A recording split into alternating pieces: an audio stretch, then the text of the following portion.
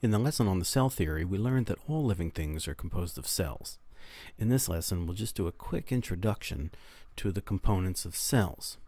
What are cells composed of? The answer will be molecules. What are molecules composed of? The answer will be atoms. What are atoms composed of? The answer will be subatomic particles, and so on.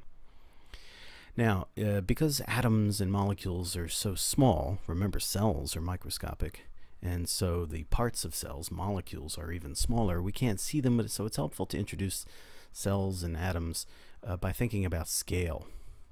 So in this picture here from a book called Exploring How Life Works, we're going to imagine that a human being, one member of a species, of an animal species, is the size of this entire continent, the North American continent.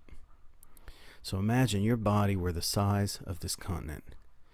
Given that, the mountain range here, maybe this is the Sierra Nevadas here, maybe the Great Smoky Mountains, the mountain range would be the equivalent size of an organ, like the lungs or the heart or the liver.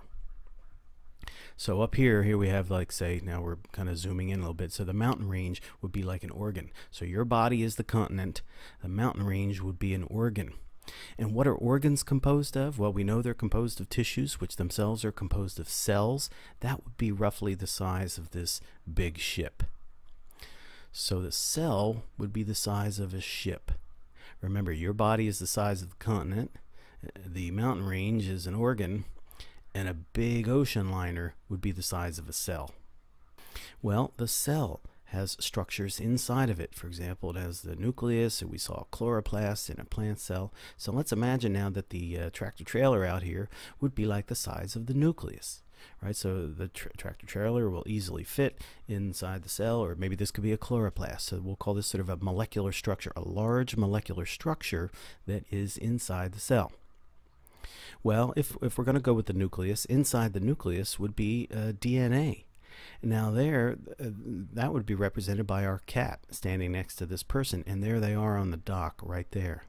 So the cat inside the nucleus, right, would be DNA, maybe one of the chromosomes. Humans have 46 chromosomes, right? So this would be a big molecule of DNA, but that itself is within the nucleus, which is inside a cell. And what is DNA composed of? Atoms, and that would be the BB. So we have atoms joined together to form molecules like DNA, and that's the size of the cat. And DNA would be in larger molecular structures like the nucleus, and the nucleus would be within the cell. And cells are found in organs, and organs compose the body of an animal.